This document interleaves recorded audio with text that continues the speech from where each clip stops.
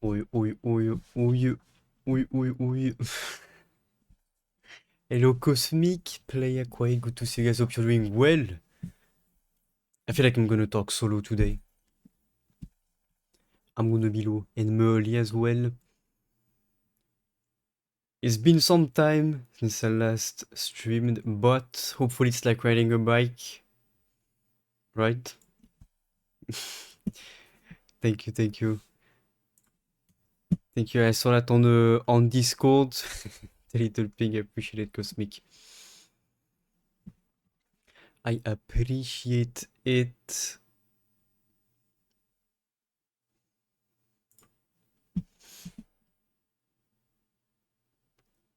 Oh yeah. I'm doing good. I actually did something last week. I mean, last week, technically this week, but you know, I made an old PC, like an old one that's running Windows 7 just for the nostalgia of it. Mhm. And there we go. I feel like every time start streaming after some time, and thank you, Metal, for the follow, welcome in. Every time I start streaming after some time, I always feel like I forget something. Like I forgot to unmute my mic or something like this. Le prof, yeah, tonight we're gonna be smart. And good to see you, Metal, welcome in. We're gonna be smart AF, or are we? Given the fact that we're gonna play Battlefield 2042 on to Windows 7 and then 8.1, as long as you could, yeah. I mean, Windows 7 was, you know, is still the best in my opinion. Windows 11 is pretty good, Windows 10 was good as well.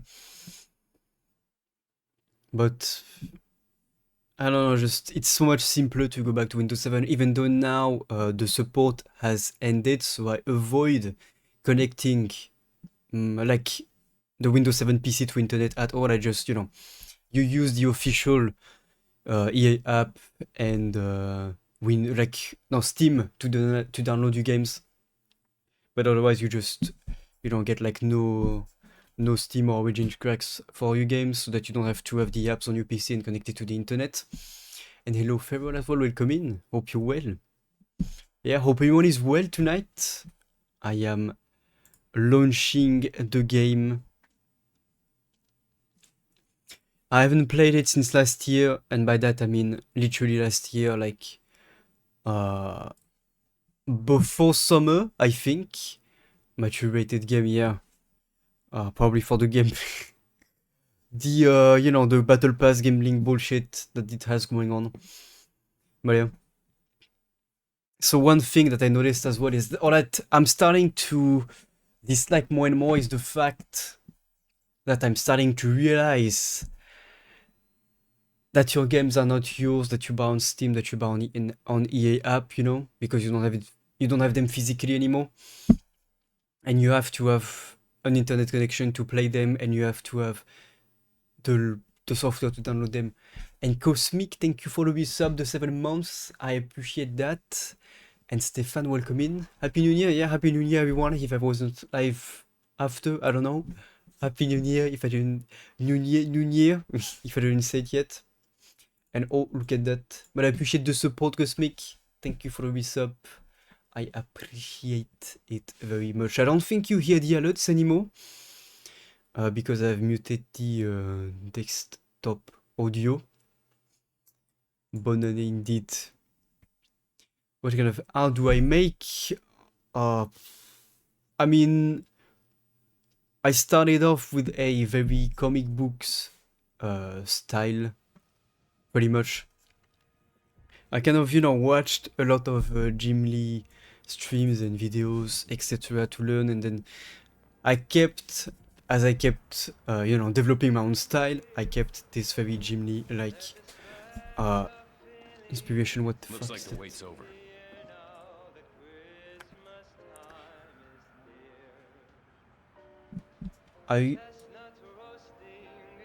Okay, someone please tell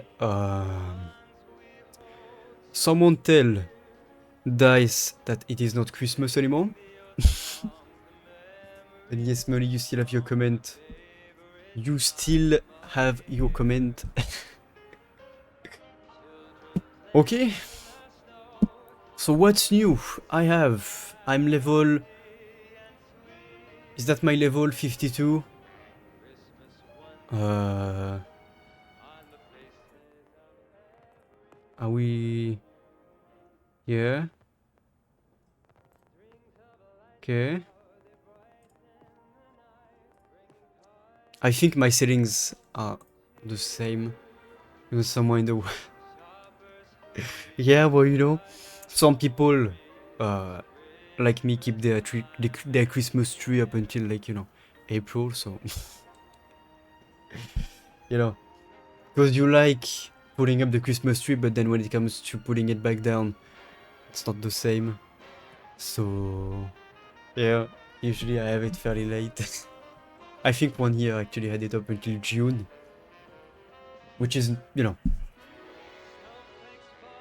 Yeah, June is quite late, but can you blame me? I don't think so. Christmas celebration is supposed to end on 12th night of January. Yeah, we are on January 7th, so I would have no more excuses, you know, to keep it up. What was a bedsheet of the Christmas tree? That is actually smart, Feral, not gonna lie. That is smart AF. Technically it's not there anymore. Conquest, I guess, let's start. What's that? Conquest on redacted on repeat deploy on the new map and battle for control. Is that not a Bad Company 2 map? Keep it up in June, decorate in rainbows. Yeah, alright. Yeah, don't take it apart. You know, don't take it apart. Just have it covered. And yeah, I appreciate that, Molly. Thank you for being here. Thank you for the looks. Thank you, thank you. Yeah, just don't take it apart. Just keep it up in the closet like that to have it up for the next year. That works.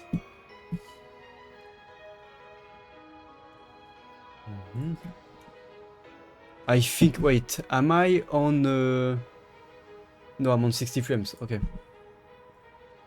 No, no ASMR tonight. My apologies. Yeah, I know it. And especially that, but the fact that sometimes you have the decoration set perfectly on it. I did not want to take it apart because you know that you might not have it the same way next year. Yeah, it's understandable. Okay, Conquest 64. Yes, I heard that the game does, like, DICE does not make maps for 128 players anymore. It's all 64. They reverted the 128. Fortunately, I think they did that a while back. But you know, I've played this game once last year, I think, maybe on stream. If not, it was 2022. I do a yearly check-in, you know, I go in, play 1 hour or 2, and then I just stop, pretty much. What did I have? Yeah, that's the guy with the grapple. AC9, no? That's my, my Russian class. Yes? That's my engineer, okay. Okay, so that's a fairly infantry focused map, it seems, which is a good thing. Yeah, well, like, to be honest, Stefan, I would say that it's not particularly worth playing, especially right now. Like, maybe on release, you know, to give it a try and see what was new, but even though now it's the best that it's ever been technically, because they reverted the 128 players on the new content, they reverted the fucked up classes that they made, basically cancelling having the 4 classes. They went back to the classic system, or a version of it. So now it's the best that it's ever been. But I wouldn't, like, there are better options. To be honest, just get Battlefield 4. Battlefield 4, even Battlefield 3. And thank you, Nostro, for the resub. Welcome in, hope you're well, happy new year. Hope all is well. Thank you for the support, the 21 months, Elsensei, I appreciate it. I'm gonna need the 2 years badges. But yeah, like you still find games on Battlefield 3, so just get that instead. You know, this game is good, but it's like, yeah, you have better options. So I wouldn't recommend it, but if you wanna play it, it's a good experience in my opinion now. It's just that they fucked up so much before the release and during the, like, you know. To me, this game is just undeserving of you know, attention in that sense. Okay, it's just, yeah, it's not. It does not deserve to be in the spotlight. And DICE to me is going to have to earn that back. You begin sleep. Oh, I see. Yeah, Lethal Company is a lot of fun. I've watched a bit of it recently. It's kind of, you know, the way the game has completely skyrocketed reminds me a lot of Phasmo when it came out. Oh, there's a grenade. Yeah. Wait, I forgot what. Okay, that's the Steam, so that's the health regen. Then I got the grapple and the grenade. Okay. But yeah, good luck. Okay, I got my. Okay, so you get your Steam back. Okay. But can we is that not? No, that's. I feel like, you know, like a grandpa in front of the PC looking at it, like trying to figure it out right now. It's just, what the f. Okay, I got one shot. How lovely. Anyone? Oh no. Okay, so people still do not revive. That's not new. And hello, Dodd. By the way, did I say hi? Welcome, up, you're well. If you play like Among Us, feel like, yeah, like, you know, you had a few people playing it, that it became a huge thing, but it's one of the games that I think deserves it. More and more, I want to give attention to indie games and smaller projects that don't come from, you know, studios like EA, Activision, Blizzard, Bethesda, things like that. I think that, you know, like the indie studios are the rebellion when the huge corpos are the empire, if that makes sense. So I want to support the ones that deserve it and not the ones that exploit franchises and exploit their customer bases, things like that. It's better in this style. Yeah, the Division 2 also, like, I never got to play it. I still want to try it at some point, but there are so many things I want to do. You know, so many things I have time for. So I'm always trying to be very selective in that sense about what I do with my time, and I invest it because, you know, time is the most valuable resource that you have, because it's the one thing you cannot get back. Once you spend your time on something, on someone, it's something that you're never gonna get back. So, you know, it's getting very deep right now, but I'm always mindful of how I spend it.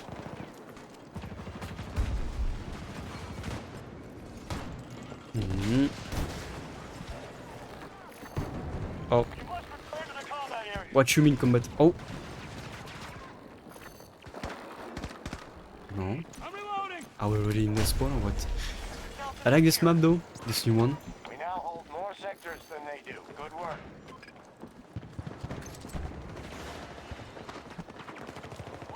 It's like, you know, with this map, they just went back to the roots of what made BF3, BF4 great. You know, Already down by a quarter. Opération Métro, and then Operation Locker, things like that. This is what made this Battlefield great. Attacking one of our objectives. Okay. Well, I would be a Check this out and stormtrooper. return to the engagement. That's guaranteed. Sector secure. Get ready to hold them. I would be a stormtrooper. William. And speaking of, you know, indie games blowing up and then dying off, it's not quite dead yet, but BattleBit has not been as popular as it used to. Of course, you know, there's always the high phase, and then the kind of the you know, the downhill phase before it stabilizes. But I think that it has been down quite a bit, Our troops just seized Sector Bravo. at least compared to when I used to play it. Is that okay, that's the burst weapon. So, you know, BattleBit is kind of, unfortunately, an example of that.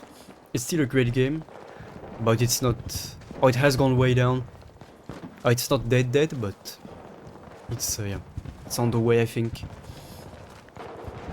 Like, that's always a bit sad, but the reason why today games kind of explode, are very popular for a few months, then die out, is because we have more options than we used to have. When you think of, for example, back in the day, like, what did you play? Let's say the year is 2011, you want to play a shooter, what are you gonna play? You're gonna play Call of Duty Modern Warfare 3, or you're gonna play Battlefield 3, you know?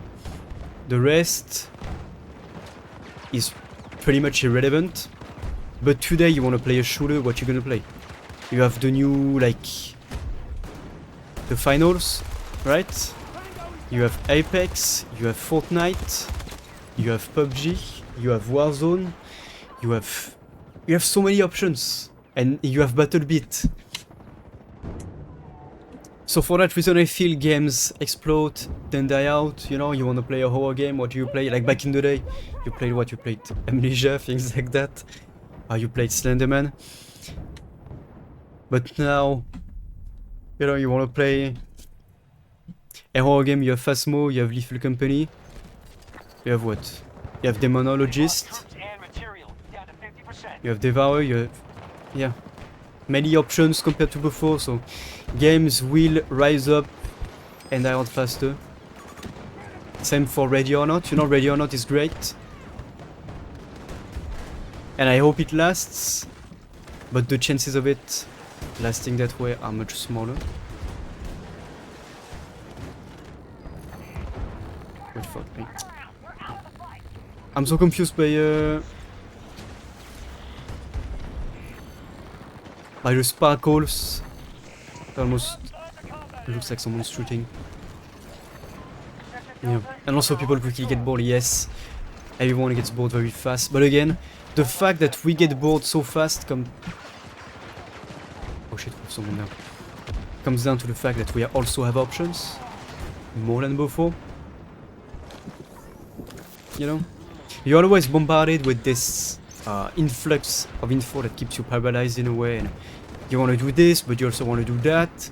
And then you want to quickly go and do something else.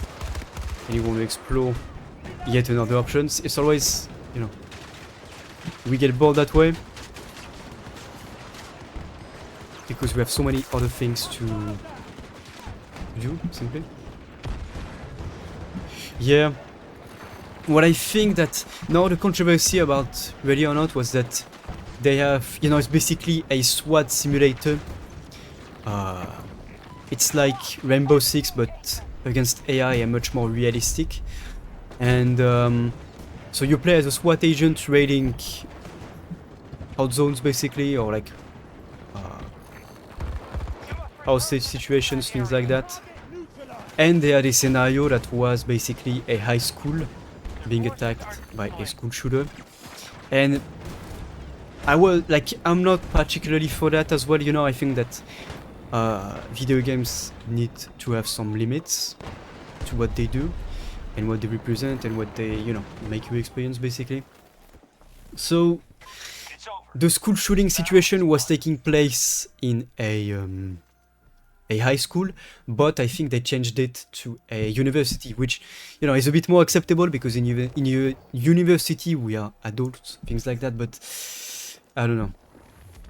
I feel like there are certain things that video games need to respect the boundaries of. It doesn't really change my opinion on the fact that it's a great game.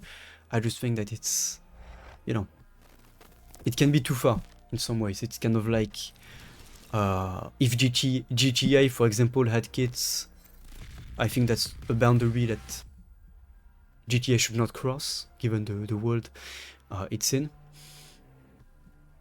You know, I think it's important to have these limits. Alright, we have the battle pass, I forgot about that.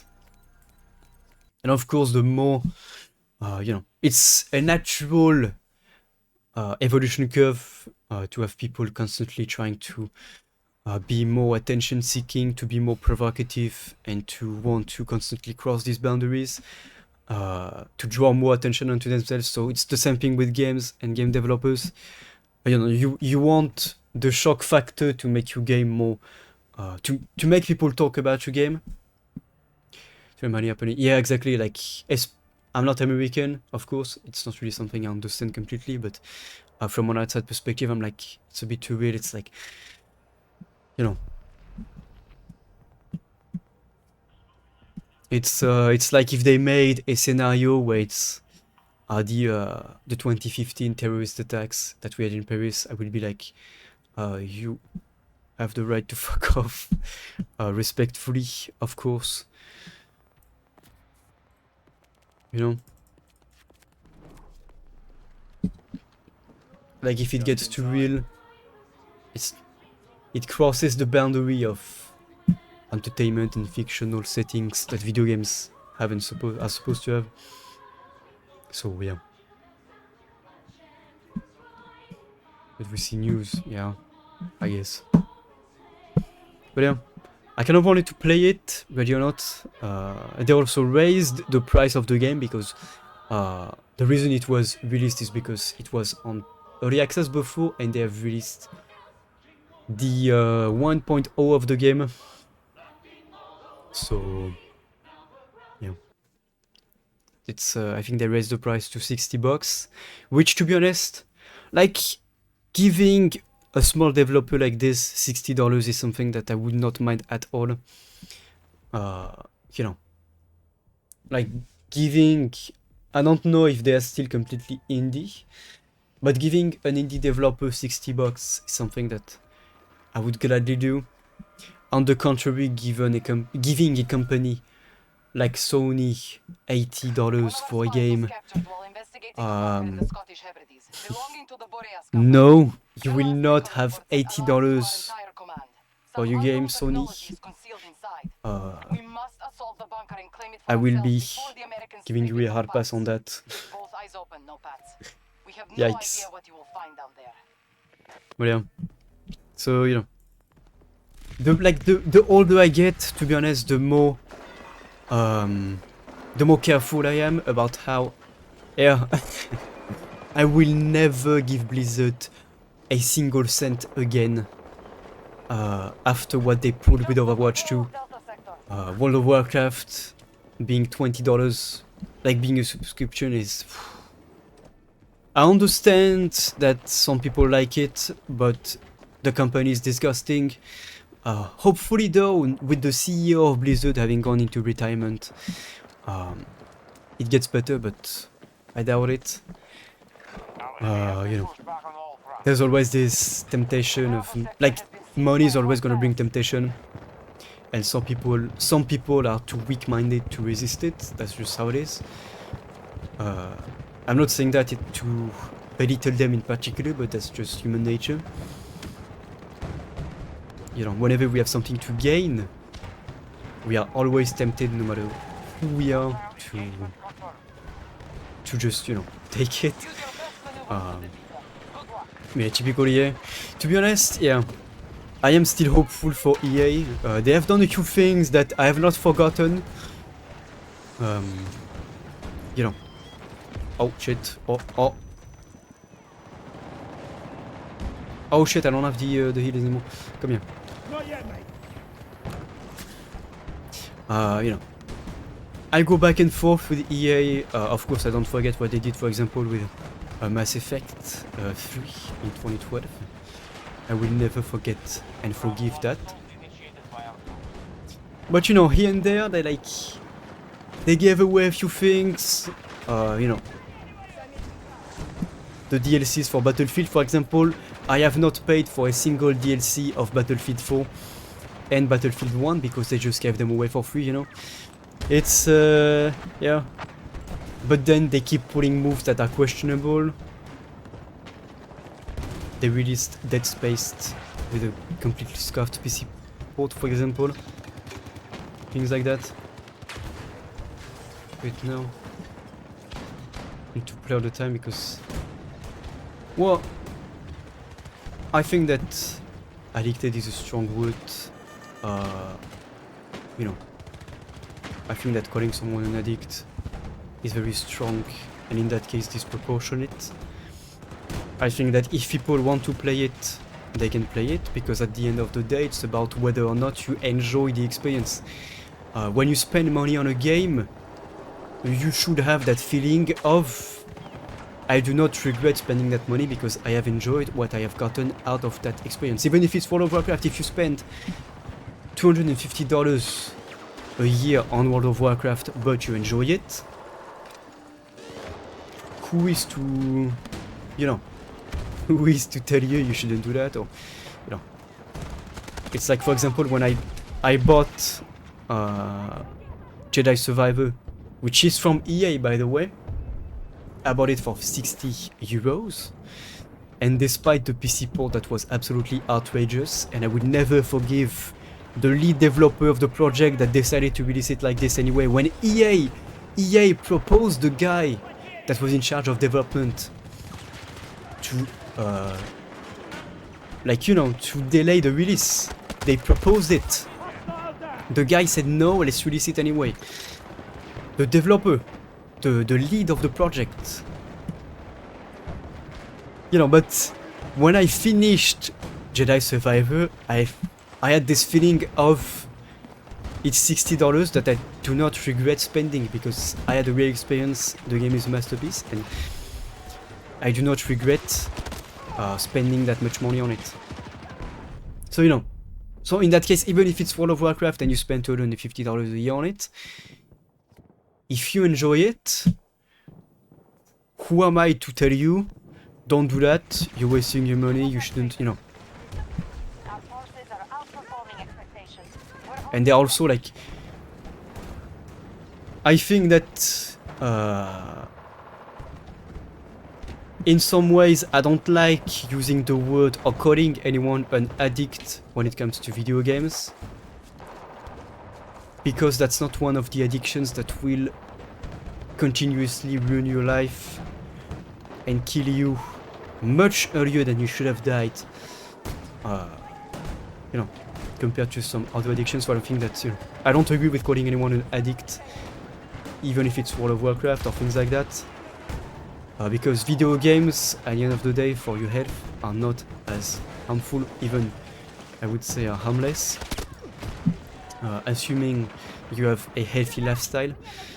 Of course there are extremes, but overall, if you compare it to someone that would be alcoholic or that would smoke, things like that, I think that calling someone an addict when it comes to video games is somewhat disproportionate. So yeah, nothing to do. Yeah, but for me, for World of Warcraft, I would not spend money on it. First, because I despise Blizzard to the highest level, and second, because I would not, like, it's not the game that I like, you know. So to me, it's not an investment that I would consider. But for example, if let's say DICE releases Battlefield 5 and it's along the lines of Battlefield 4 and they say, you know what guys, we're gonna ask you $10, $10 a month to play it, I would be like, I would consider it. Because it's a game that I like, it's from a company that I like. DICE, not particularly EA, but you know. But when it comes to EA though, I tend to be the devil's advocate in some ways because I will always have a soft spot for EA despite what they done. Like I said, I've not paid for any of the DLCs of Battlefield 1 and Battlefield 4 because they kept giving them away for free, things like that. They proposed for Jedi Survivor to be delayed when the lead producer said no. So yeah, I have a little hope for them. A free trial, yeah? 11, yeah. Like, you know, whenever you can have good sales for it, I would say it's worth it. I got Sleeping Dogs, by the way, Stefan. So we're gonna play that on stream. We need to finish Half-Life. Then we're gonna play Sleeping Dogs. And then I don't know, to be honest, I think that we're gonna figure out we also have Half-Life 2 that we need to play. And why not as well stream from the old PC, because the old PC that's running on Windows 7 that I made, it's running on a Core 2 Quad Q6600 with 4 gigs of DDR3 1600 MHz of RAM with a GTX 450. I wanted initially to put the GTX 260 in it, but it did not fit in the case. So I just grabbed a GTX 450, which is the equivalent of a GTX 260 for 10 euros. Like, I paid 10 euros for the GPU and it's such nostalgia. Also knowing that it's an EVGA graphics card and that EVGA stopped making GPUs. Yeah. So, you know, I really like, and it's also made me realize something, is that temporal anti-aliasing, DLSS, FSR are a plague onto gaming, and it's the reason why it makes 720p and even 1080p and even 1440p look so blurry and lacking in details, because it just blurs the whole image out and you lose all of the details that you would have on a native 720p image. Of course, if you play at 720p on a 4K panel, the pixel density is going to be much lower than it would be on a 1080p monitor, for example. So, you know, like, the reason why 1080p looks so ugly these days and so undetailed is because of temporal anti-aliasing that's forced on pretty much all games right now, and I can stand it. So yeah, read for last couple of days. Yeah, like so many great games that you can get for so cheap. It's actually insane. But yeah, we're gonna play Sleeping Dogs. But yeah, so this PC, the old one that I've gotten, of course the GTX 450 is a 2010 entry graphics card, and it's a 720p graphics card, so all of the games that I've played on it run at 720p on a 1080p monitor, and it just looks amazing. 720p like that looks great because the pixel density is right. I'm pretty sure the monitor has some scaling to it as well. But yeah, that's, you know, 4K is nice, but it's not breathtaking. In that sense, it's only breathtaking because 720p has gotten worse over the years with how like higher resolutions were handled. Interesting that kind of the way it's described, Stefan, it kind of reminds me of a Redfall. Even though Redfall didn't particularly hit it right in a way. It sounds interesting. And I think I'm gonna need to get something to eat. I'm gonna get a snack because I am very hungry to the point where I am shaky.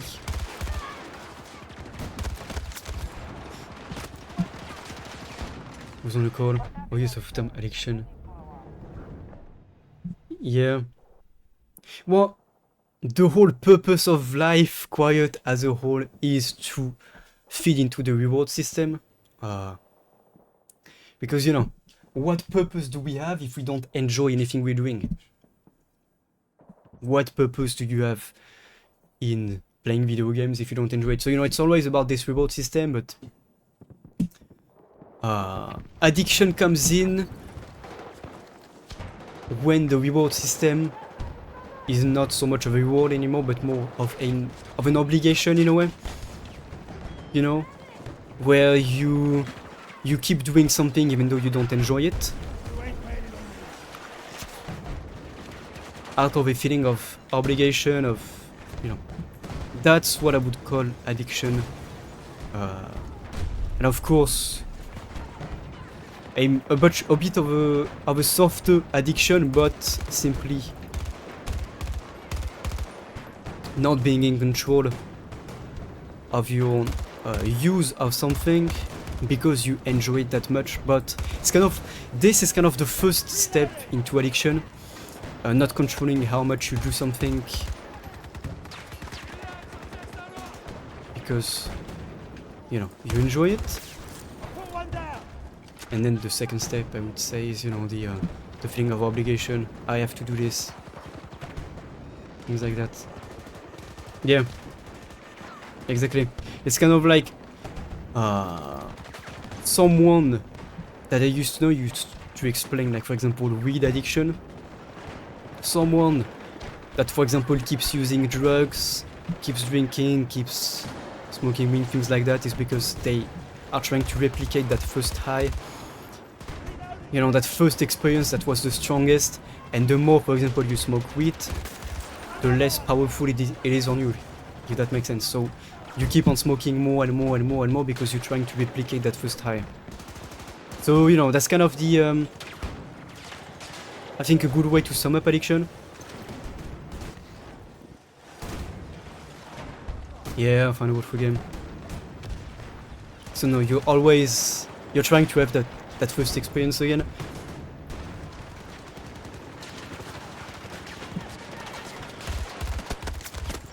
Oh damn, I actually got a few kills though.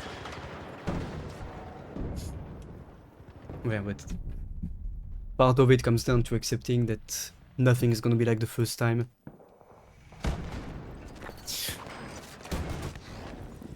You know, it's a lot of work on your mind in that sense. And we're getting very philosophical tonight. Our troops are assaulting Bravo 1. Okay, can we put out the fire?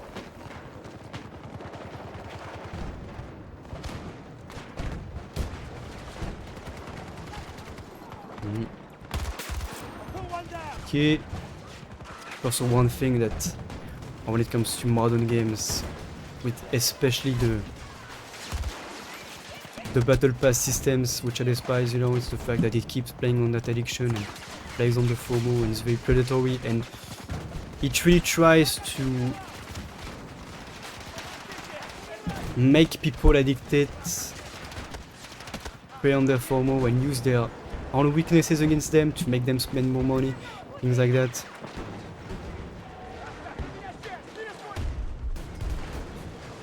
But yeah, which loops back to what I was saying earlier about being wise on how I spend my money and what I spend it on and what company I spend it on.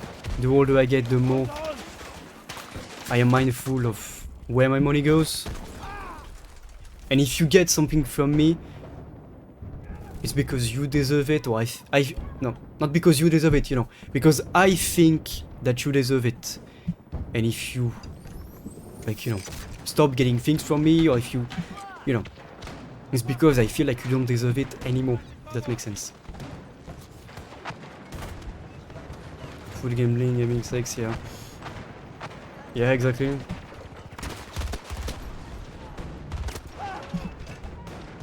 It's always about having that first experience again and, you know, seeking that that satisfaction that you get out of it. But the more you do it, the less you have it. But the first step to fighting that off as well is becoming self-aware and being able to tell yourself, okay, I have a problem with this and I need to slowly get in control again. It's not easy by any means, you know, because it's out of your own control, but you can take the steps to take control again. Okay, just for the corpse. I love this gun, it's confirmed, and I like this game more and more, I'm not gonna lie.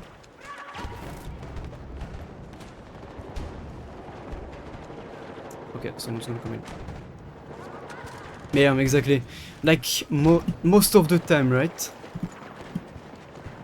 The reason addiction perseveres with most people is because they're aware that there's a problem somewhere, they're aware that something's wrong with them and that they're not functioning as they could.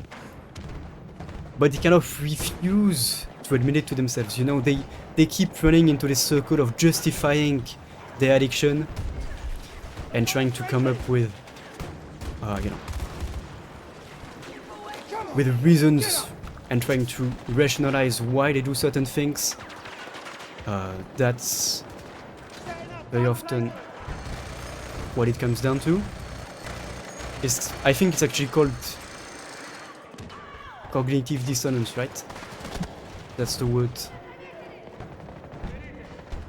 So, you know, it's about rationalizing your own addiction and trying to make you think that it's normal. And it's very vague said like that, but if you know, I think that makes sense. Okay, dot. You know, it's this whole thing of telling yourself, well, I do it because I get this out of it, or because other people do the same thing. You know, the group effect works insanely well when it comes to justifying your own actions. If everyone does it, then me doing it is not a big deal, right? It's pretty much what it is.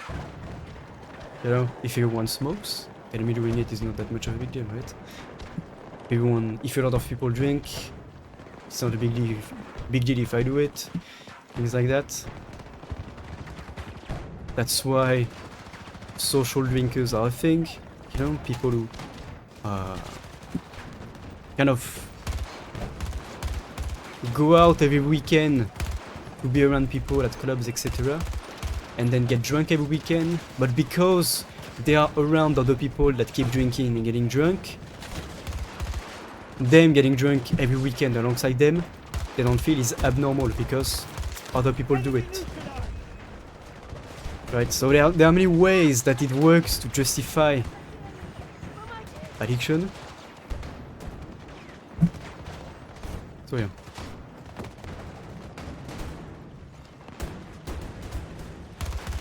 Oh. Grew out of that is, yeah. Well, some don't, Stefan, unfortunately. Well, I'm not gonna, you know, say anything, but not everyone does grow out of it. You know, but drinking especially is even worse. Like, when you think about it, drinking is worse than smoking in some ways. It's as bad, if not worse, because you drink every day for 20 years. Your stomach, your liver, things like that. It's like, yeah, it's in such a state. I have seen that myself. A friend of my dad that I used to know when I was a kid, when I was very young, you know, 5 years prior, 5 years prior to today, his liver was pretty much not functioning anymore. Or like his liver, yeah. That's the word. Wait, livers and kidneys, yeah, that's what I was looking for. His liver and kidneys were done. It's just, yeah. But he was not a social drinker as well. From alcohol. Yeah, yeah, the culture also kind of adds to it, but I feel like just because your culture has, for example, you know, your culture is kind of not promoting, but kind of includes some drinking or a lot of drinking, like for example beer, wine in France, it doesn't justify your own excess, if that makes sense. You know, it's your own responsibility. How you handle your own drinking. Where I live in France, there's a huge drinking culture, and going out to bars is a huge thing. It's just not something that I let myself fall into. You know, having a drink with a friend, you know, you go out to a restaurant, things like that, you have a few drinks. You can throw most sectors on the battlefield. If you get drunk on that, you know, on that Our troops have occupied Bravo 7. night, it's not a massive deal because it's not something that you do every weekend, it's not something that you do every night, you know, and you should also not drink because you want to get drunk. That's the thing. It's all in, you know, in measures, in appropriate and proportionate measures. Yeah. Yeah, like social circles are gonna create that social pressure. For some people, it's also a coping mechanism, which is something that I've always had, you know, with video games, and I know that. But it's like sometimes I just, instead of, you know, going back to playing games, etc., because, you know, because I'm not feeling like I have tons of energy the day, or like I need something to distract me, instead of going straight to the distractions, I think about the issues at hand, put me in that state. You know, so it's a coping mechanism a lot of the times. Very often, usually. Yeah, exactly, like, you know, it's all in proportion. It shouldn't be like 2, 3, 4 glasses every day, even 1 glass every day. I would say that 1 glass every day is like, you know, like one drink every day, you are putting yourself on thin ice, and you are kind of enabling the potential escalation towards a stronger addiction.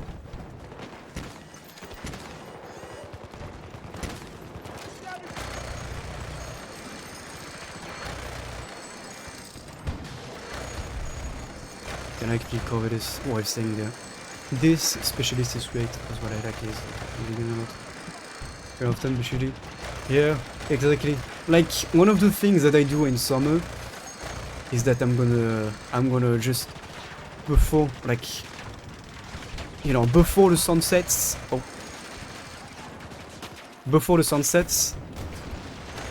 I'm gonna have a glass of wine in my garden, just sitting there, just enjoying time passing, things like that, but it's not gonna be every single day.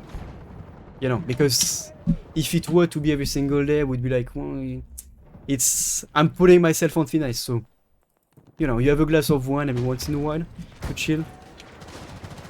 That's not addiction. You know, you want to have a glass of whiskey, things like that every once in a while. It's not something to be addicted to, because you have this control of how much you drink it, you know.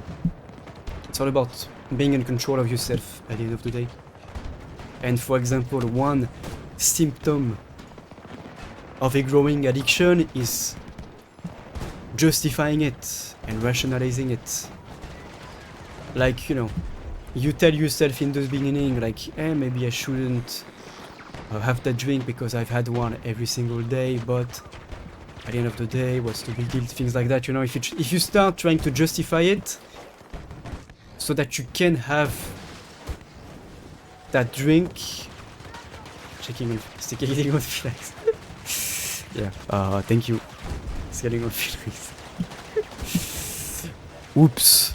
But yeah, if you start justifying it, it's a bit, you know, you get into sketchy territory. But I want to shoot something. Can I? Oh wait, do I have a grenade? Yes, I do. Oh. Whatever.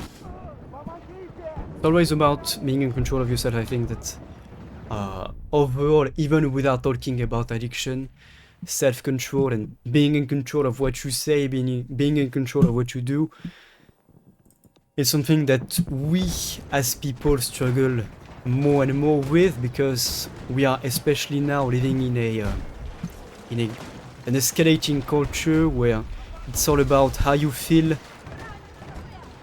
and how the way you feel is what matters above everything else. So, you know, and how lashing out and reacting out of emotions irrationally sometimes is justified, you know. So that self-control is something that we've lost a tiny bit over the past 10 years.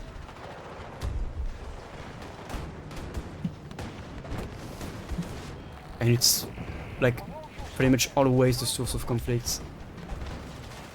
How many conflicts can be avoided? How many embarrassing situations people put themselves in because of they lack that self-control? You know, like even something as simple as sometimes you say something and then afterwards, like 5 or 10 seconds later, you're like, why the hell did I even say that?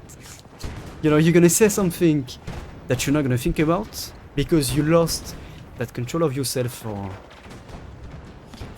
a few seconds, a minute, and then 10 seconds later, you're like, why the hell did I even say that? Wisdom stats. Yeah, exactly. Like, you know, we need to constantly be questioning what we do and why we do it, not in an overthinking manner, but in a way that, is this the right thing to do? Why am I doing it? Am I doing it because I am angry, or I am reacting out of an emotion that's making me react irrationally? Or am I doing this because I'm doing this for the greater good? You know, it's always, we always should be questioning what we do and why we do it. And we would avoid a lot of conflicts. Like, I watched, you know, a video of people talking about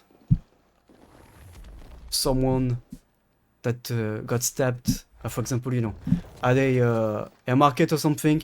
Like, the guy opened the door for the person passed through the door, they did not say thank you.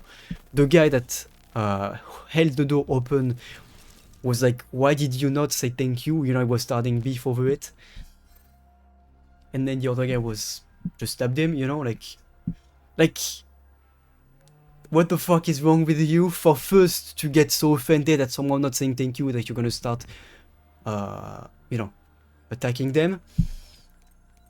And then what's wrong with the second guy that started stabbing the other dude? Because, okay, you know, that's kind of a prime example. Imagine, like, you go grocery shopping and you don't come back because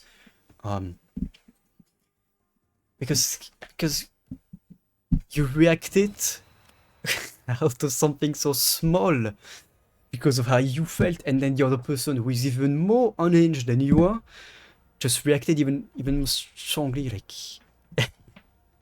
that I was talking about the lack of certain self-control in situations, and how someone got stabbed to death because they reacted to someone attacking them because that person held the door for them. the person passed through, and the person who held the door did not say thank you. So the person was like, I held the door for you, why did you not say thank you? And the other person stabbed them, of course, you know. I'm gonna go get a snack quickly because I am, like, you know, I get so hungry every 5 hours. I literally get shaky. I don't get fat yet, but I eat a lot every day. I'm gonna go get a snack and I'm gonna be right back.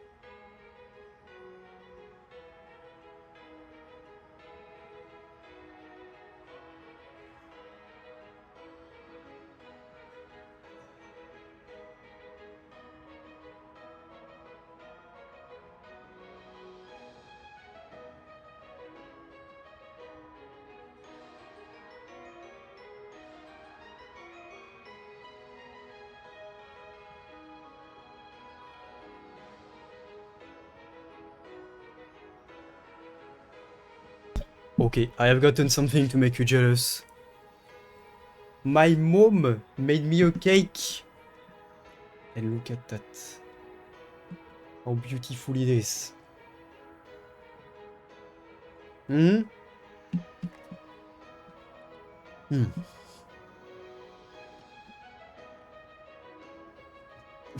There you go. Yeah. I pretty much need to have a full meal every 5 hours.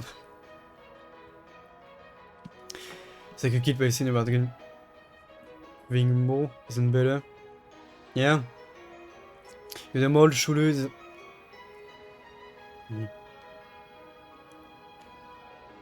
Wait, he was saying you at a mall, a Schule is there. It's announced on speaker, you see him, you shoot, then someone see you shot. Think you're the guy. Yeah, exactly. It's, you know, these situations are dangerous. But I would actually think that in a case like the US, when it comes to guns, it's too late. So, you know, your neighbor has a gun, your other neighbor has a gun, your other neighbors has a gun. People driving by potentially have guns. You know, the mailman has a gun potentially. So, like, what do you want to do at this point? It's so common that I wouldn't be mad at it if people, you know, just carry guns around. Yeah. But like for the US, guns are so common. It's like they're done. It's too late for them.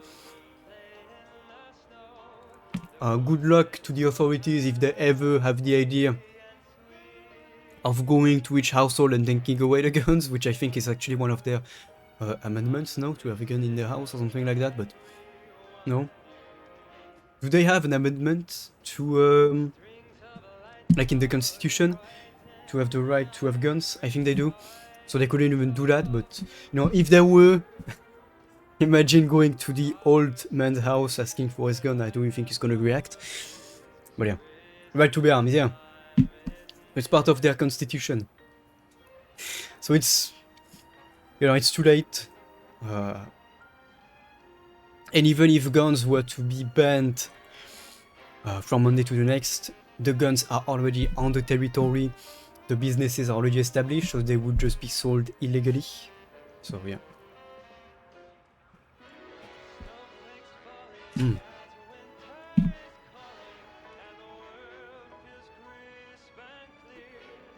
There are no better cakes than the ones your mother or grandmother make. Not any better than this. Look at this chocolate. Nom nom. It's, I think, just a yogurt cake with the chocolate.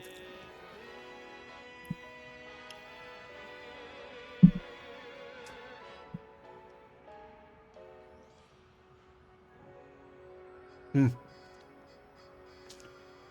Yeah. But the thing is, like, you know that, like it's too late. It's too late for them in that regard because everyone already has guns. A lot of people have guns. So, you know, if you are the only one in a neighborhood that doesn't have a gun, you are going to feel unsafe. You are going to feel like you are an easy prey in case of a robbery or thing like or something like this. So I understand why, of course, you would want to have a gun in your house, even when going out, especially if you live in a bigger city. You know, if you, let's say, you walk through the city, you know, to go to work and then come home, you see about 1,000 people on that trip, back and forth. The paranoia is there regarding how many of them have guns, how many can, you know, potentially hurt you, things like that. So, and it's not even paranoia because many people have them. A prankster on YouTube got shot because he pulled a prank on some guy. The guy pulled out a concealed gun and shot him. The prankster asked for it. He absolutely asked for it, by the way. He was harassing the guy with no excuse, but, you know, you talk to someone, they get unhinged. They probably have a gun, so I would understand why you would want to have a gun yourself on you. That's, you know, that's something that I'm very fortunate, or I feel fortunate about when it comes to friends, because we don't have that problem. Like, illegal guns are, I think, everywhere, but it's not on the same scale, of course. Well, that this one got shot, so, you know, he's not dead. He's alive, I think, but, you know, like, he was harassing the guy in his face for the prank, and then he had another friend of his following him, harassing the guy as well, and then he had the cameraman filming him with the phone. So, you know, in these situations, we, as humans, react with very animalistic instincts. So you feel surrounded. It's like, have you ever seen a dog that's been surrounded, you know? So, like, especially dogs that have some experiences and some unfortunate experiences. You have one person in front of them, one on the left, one on the right, one behind them. There's a decent chance the dog is gonna start growling because he feels surrounded, he feels threatened, you know? And that's the same situation that the prankster pulled on the guy who didn't ask for anything. He was surrounded, one person filming him, one person like harassing him, and another one with the other person. So no, it's like you're the back against the wall. Of course, you're gonna defend yourself, so that's why he got shot. But my point is that in these situations, this is why I understand why people would want to carry a concealed it, you know, but carry a concealed gun on them when going out, because you don't know who is going to pull out a gun if they feel threatened like that, you know. It's these are instincts that some people cannot control. And of course, if they have a gun, they become a threat. And if you don't have a gun, you cannot defend yourself. No, that's the point. Yeah, I actually think he milked it for content, but yeah. But you know, so you never know who you have in front of you, and you never know, or you know that there's a decent chance they might have a gun. So you know, I understand, of course, but that's something that I don't want to say in trends, where you know you have this constant insecurity of this, you know, this feeling of insecurity when going out.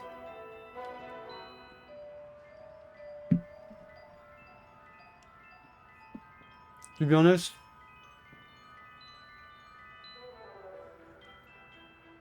in most places in France, you really need to take the wrong turn in a major city to find yourself in danger. And even then, you can talk your way out of it.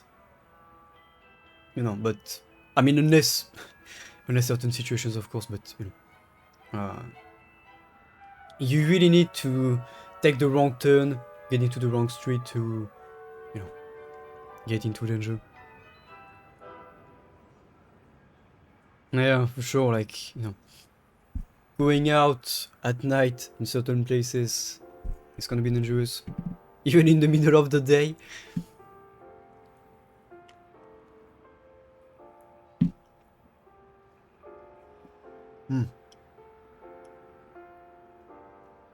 You see? Now I stop checking. No more shaking. I got I got food.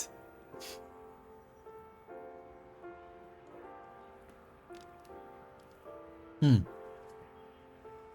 Mm-hmm. Mm-hmm.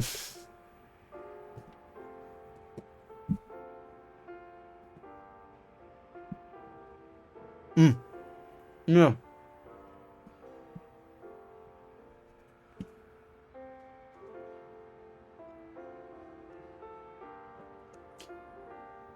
Like one thing that, for example, you know, when I used to live closer to, or like when I used to go and visit my dad and sometimes live closer to Paris, as a dude, of course, you don't understand, you know, how as a lady you would feel going out at night and, you know, having someone follow you. But for example, if I was at night walking on the same sidewalk as a woman, I always got onto the other sidewalk, you know, because so that she wouldn't feel like she's being followed or whatever, because you never know who's gonna turn around and fucking stab you thinking you're some kind of fucking creeper or whatever. So, you know, I feel like that's something that we can understand, but not really at the same time. Because most guys have less issues going out at night, of course, but, you know, in certain cities, as a lady going out at night, I would not feel safe at all.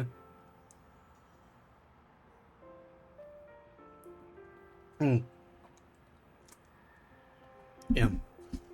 Any major city, Stefan, really, you're gonna have, you know, the bigger the concentration of people, the worse things are gonna get. So that's why I just, you know, if I'm walking in the same direction, like behind a lady on the sidewalk, I always just switch over to the other one. So that first, she doesn't feel like she's being followed. Second, so that she doesn't turn around and stabs me out of nowhere because she feels like, you know, she's being followed. Any city in the UK, yeah? You know, the bigger the concentration of people, the worse it's gonna get. I don't really want to play.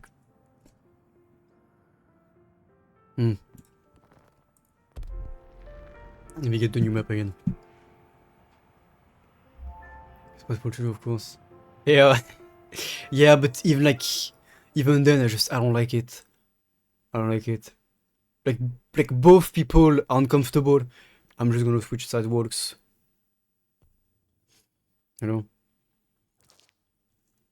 with things like that, I think that's it's important at least.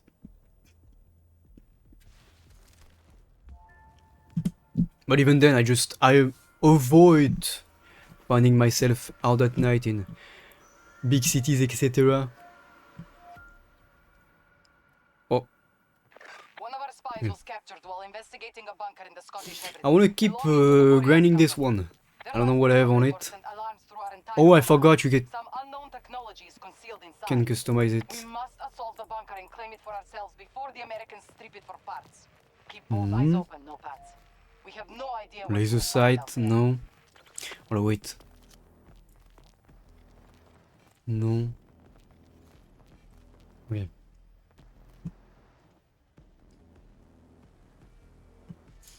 Well, sometimes like even with the UK, sometimes it does have that reputation of being a bit unsafe in certain cities. I don't know which ones exactly, but I've heard echoes here and there.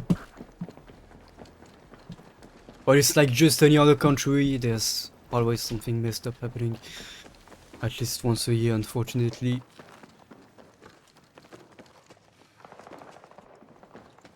Which is why, it's kind of why I like living in a smaller country. We are dominating the battlefield. Maintain your positions. Because the smaller the country, Bravo sector is under US control. the smaller the chances of Hostiles engaged. having something messed up happening. Kind You of. have your orders. Execute them. Inverness.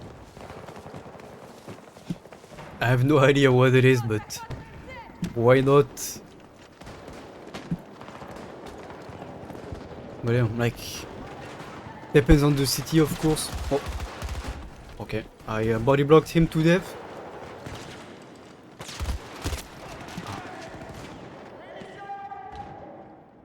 Yeah. Like, whenever I heard some things about places at night not being particularly safe, Glasgow did come up. Oh, nice. But when it comes to France, I would say Paris. Not the best, depending on where you go. And then pretty much all of the cities around where I grew up. We have Saint-Quentin en Yvelines, we have Plaisir, which is literally named Pleasure. We have Trappes,